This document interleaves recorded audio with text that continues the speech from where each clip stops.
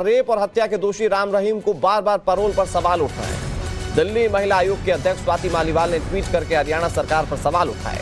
स्वाति मालीवाल ने ट्वीट कर लिखा है कि रेप और हत्या के दोषी को बार बार पैरोल क्यों मिल रही है? वो बाहर आकर पीड़ितों की भावनाओं से खेल रहा है।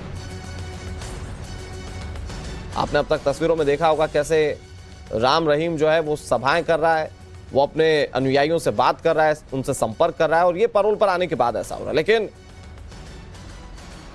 डीसीडब्ल्यू के अध्यक्ष स्वाति मालीवाल इसको लेकर सवाल उठा रही हैं। उन्होंने ट्वीट करते हुए ये सवाल पूछा है कि आखिर बार बार राम रहीम को पैरोल क्यों दी जा रही है। इस पर उन्होंने कहा है कि हरियाणा सरकार तुरंत गुरमीत राम रहीम की पैरोल को खत्म करे। ये स्वाति मालीवाल का ट्वीट है और राम रहीम को पैरोल दिए जाने पर प्रहार उन्होंने किया है। तो अब आपको समझाते हैं कि आखिर स्वाति मालीवाल सवाल क्यों उठा रही हैं। 6 तस्वीरें इस वक्त टीवी स्क्रीन पर आपके सामने। दरअसल राम रहीम जब से पैरोल से बाहर आया है वो पीड़ितों की भावनाओं के साथ खेल रहा है, सत्संग कर रहा है, खुद को कर्म करके दुनिया को कर्मों का महत्व समझा रहा है, गाने लॉन्च कर रहा है, यानी कि खुली हवा में खुलेआम मौज मस्ती कर रहा है। और तो और कई नेता विधायक तक राम रहीम के सत्संग में जाकर उसके सजदे कर रहे हैं। लिहाजा हरियाणा सरकार पर सवाल उठने लाजमी है, जो सवाल उठाए जा रहे हैं।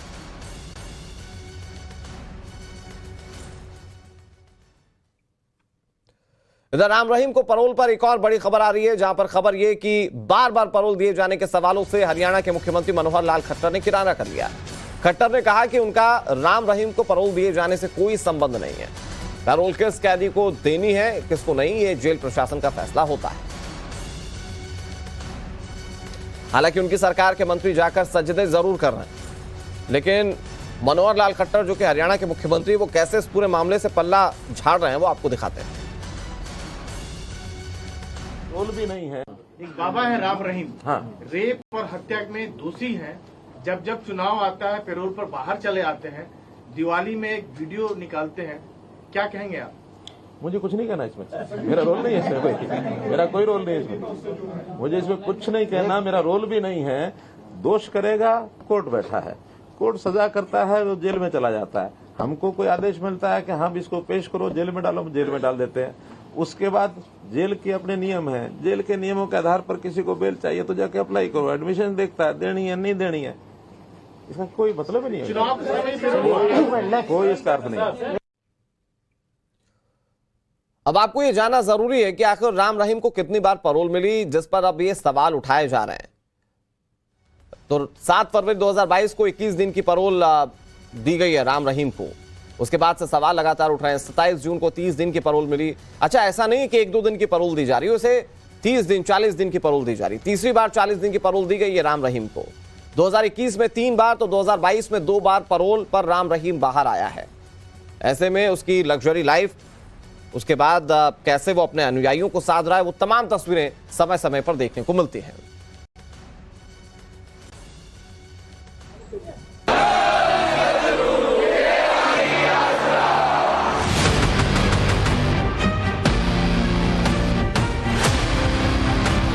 बलात्कारी बाबा की शान और शौकत देखिए।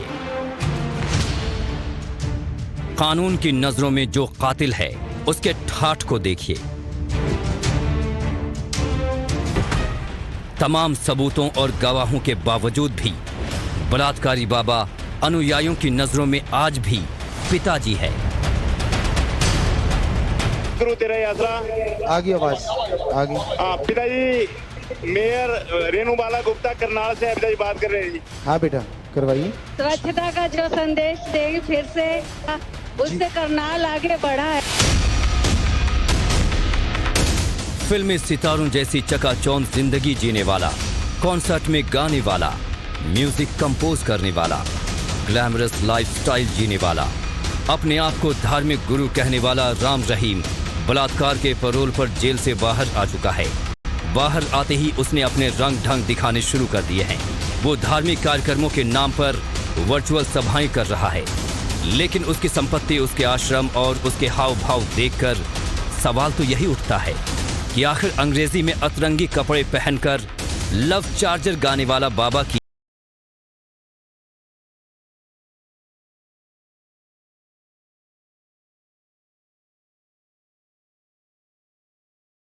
राम रहीम आखिर है कौन? धर्म की आड़ लेकर अपना धंधा चलाने वाला एक पथ भ्रष्ट बहरूपिया, सच्चा रास्ता दिखाने वाला एक सद्गुरु, या फिर राजनीति और अपराध के गठजोड़ का सबसे घटिया नमूना? ये तमाम सवाल एक बार फिर से उठ रहे हैं, क्योंकि राम रहीम का जिक्र आज इसलिए हो रहा है क्योंकि वो 40 दिन की पैरोल मिलने के बाद बाहर है।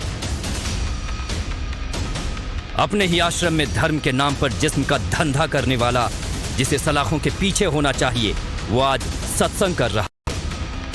जिसकी निगाहों में अपराध करने का पश्चाताप होना चाहिए, वो बड़े बड़े ज्ञान दे रहा है। मनमर्जी नहीं करनी, भगदड़ नहीं करनी। सो ये आप जरूर मानिएगा हमारी बात। हमेशा मानते हैं, हमें गर्व है आप लोगों पे, हमारे बच्चों पे बहुत गर्व है। सो परमपिता परमात्मा और बहुत ज़्यादा खुशियाँ दे आपको। सो आपके दर्शनों के लिए यहाँ पे आ गए हैं। महिलाओं के साथ रेप, बलात्कार, शोषण, उनके मानसिक और शारीरिक सुख चैन को छीनने वाला आज दिवाली मना रहा है, आतिशबाजी कर रहा है, दिवाली के मौके पर अपने गाने रिलीज कर रहा है। बेटा 800 के तो कम से कम 7 तो ग्रंथ बनेंगे, एक तो नहीं बनता बेटा, क्योंकि 800 भजन बहुत ज़्यादा होते हैं। दूसरी बात यह है कि आप गा नहीं पाओगे, उसमें सारी धुनें जो हैं वो फिल्म धुनों पे तो नहीं है। पहले जो बनाया करते थे वो हमारी ही इजाद की गई, यानी बेपरवाह शास्त्र नाम जी महाराज ने जो ख्याल दिया, उन्होंने लिखा है, उन्होंने ही गवाया, तो धुनें अलग हैं। तो देखते हैं, जैसे गाते जाएंगे उतरे का आपको बना के देते जाएंगे ताकि आप उसको गा सकें। राम रहीम पैरोल एंजॉय कर रहा है। उसकी पैरोल को भक्तों के साथ ही कुछ राजनेता भी एंजॉय कर रहे हैं, लेकिन उसकी बात बाद में। पहले जिक्र हनीप्रीत का कर लेते हैं, जिसकी इस बार भी राम रहीम अपने हर सत्संग में जमकर ब्रांडिंग कर रहा है। थोड़ा सा पापा पे और बहुत सारा भाई पे।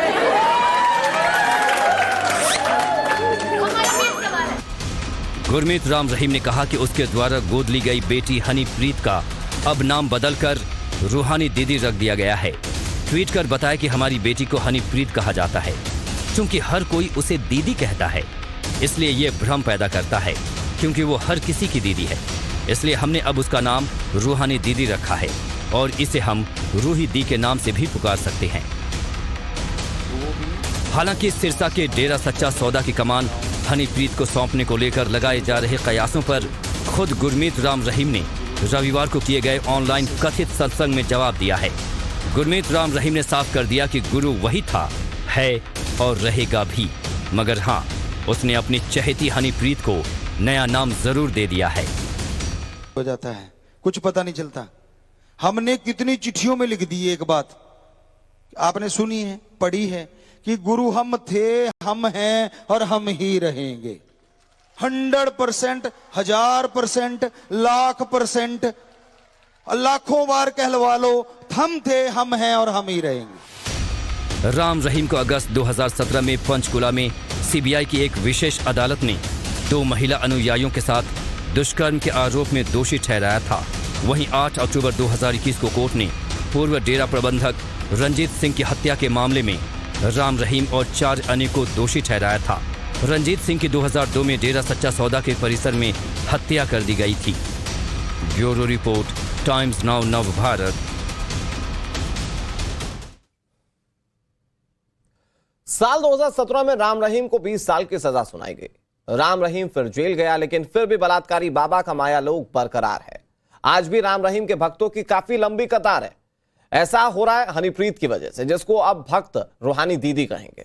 कैसे हनीप्रीत और रूहानी दीदी ऑपरेट करती है, कैसे जेल से डेरा तक पूरा नेक्सस चलता है, पूरी डिटेल एक एक्सक्लूसिव रिपोर्ट में आपको दिखाते हैं।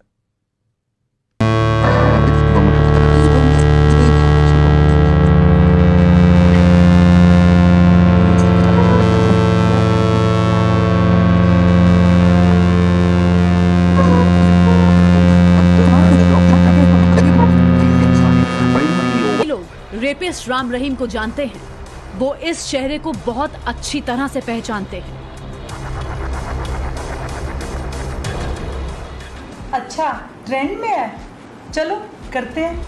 अगर बलात्कारी बाबा राम रहीम डेरा समर्थकों में पहले नंबर पर ट्रेंड करता है, तो दूसरे नंबर पर बिना शक ट्रेंड में रहती है राम रहीम की सबसे करीबी हनीप्रीत। राम रहीम और हनीप्रीत में काफी समानताएं भी हैं। वही ग्लैमर, वही लाइफस्टाइल, वही समाज सेवा की बातें और वही धर्म आध्यात्म का दिखावा जो बहरूपिया राम रहीम करता है। कुल मिलाकर कहें तो अगर राम रहीम ने अपनी एक अलग तिलिस्मी दुनिया बसाई है तो राम रहीम के डेरा सच्चा सौदा में बेटी से बेबी तक का सफर तय कर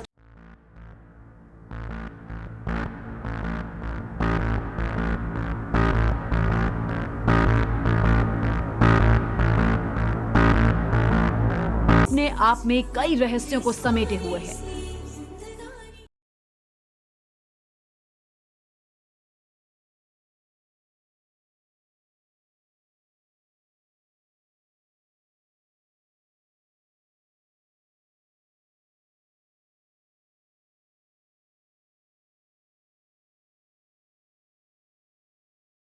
राम रहीम का जिक्र होता है वहां हनीप्रीत का नाम खुद ब खुद खींचा चला आता है।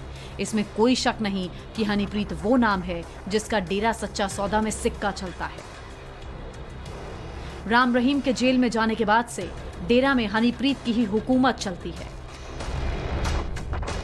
राम रहीम का ऐसा कोई भी सत्संग नहीं जिसमें हनीप्रीत का जिक्र ना हो।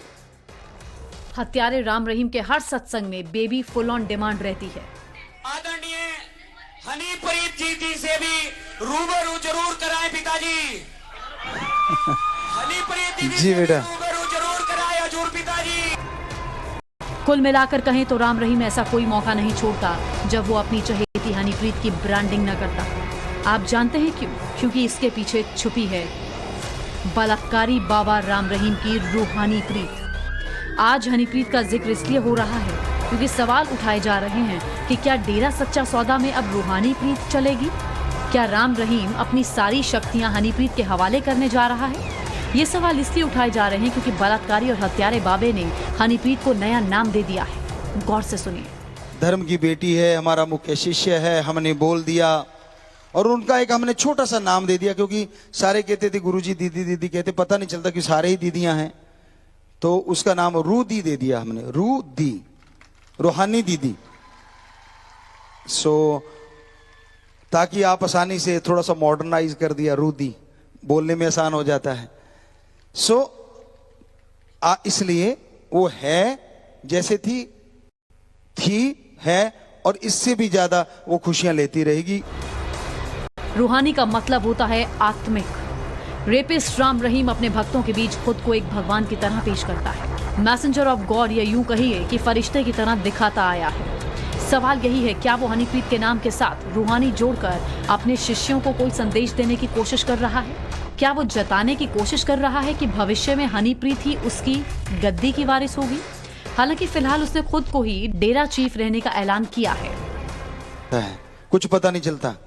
हमने कितनी चिट्ठियों में लिख दी एक बात, आपने सुनी है, पढ़ी है कि गुरु हम थे, हम हैं और हम ही रहेंगे। 100%, 1000%, 1,00,000%, लाखों बार कहलवा लो, हम थे, हम हैं और हम ही रहेंगे। चुनावी मौसम में फिलहाल राम रहीम रोहतक की सुनारिया जेल से बाहर है। राम रहीम 40 दिन की पैरोल पर मजे कर रहा है।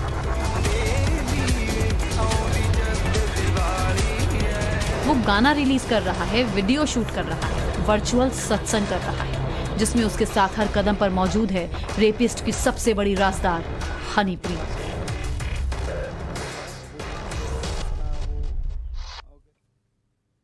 वक्त एक ब्रेक का, ब्रेक के उस पार भी खबरें लगातार जारी हैं।